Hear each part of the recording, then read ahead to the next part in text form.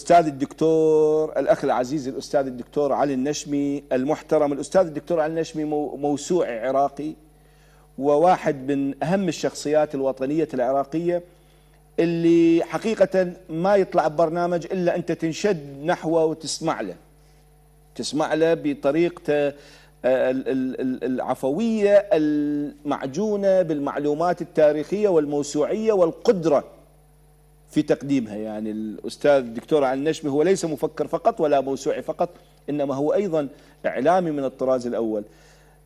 سئل عن طريق الحرير هذا الأسبوع وشنو الممكن يصير لو طبق هذا المشروع، فرد قائلا: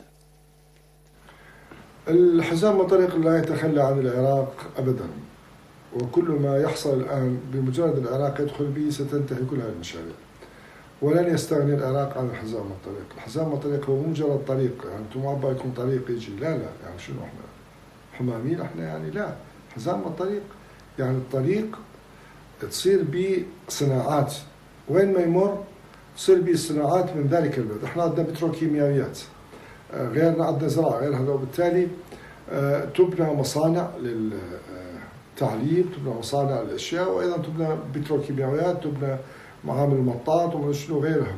وبالتالي نحن لدينا نفط كثير، وبالتالي العراق يمكن ان يستفيد استفاده كبيره جدا من منتجات النفط وايضا توسيع الزراعه. لدينا صحراء كثيره جدا قابله للزراعه، تحتاج الى التنقيط، شركات الصناعه قادره ان تسويها، وتبقى هي المشاريع عراقيه يعني بس مرتبطه بالحزام والطريق.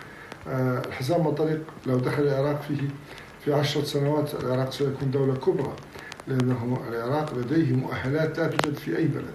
لدينا كل شيء، نملك الرجال، نملك العقول، نملك النفط، نملك المياه، نملك الأراضي، نملك كل شيء. لو تم الاتفاق مع الصينيين بهذا الشكل في 10 سنوات سنكون دولة عظيمة. نعم. طبعا أنا أحيي مرة ثانية الأستاذ الدكتور علي النشمي المحترم، وأدعوه ضيفا كريما في أي وقت يشاء في استوديو التاسعة. يعني أنا واحد من، ليس أعتز بك كأخ وصديق، وإنما أيضا واحد من المعجبين والمتابعين إليه.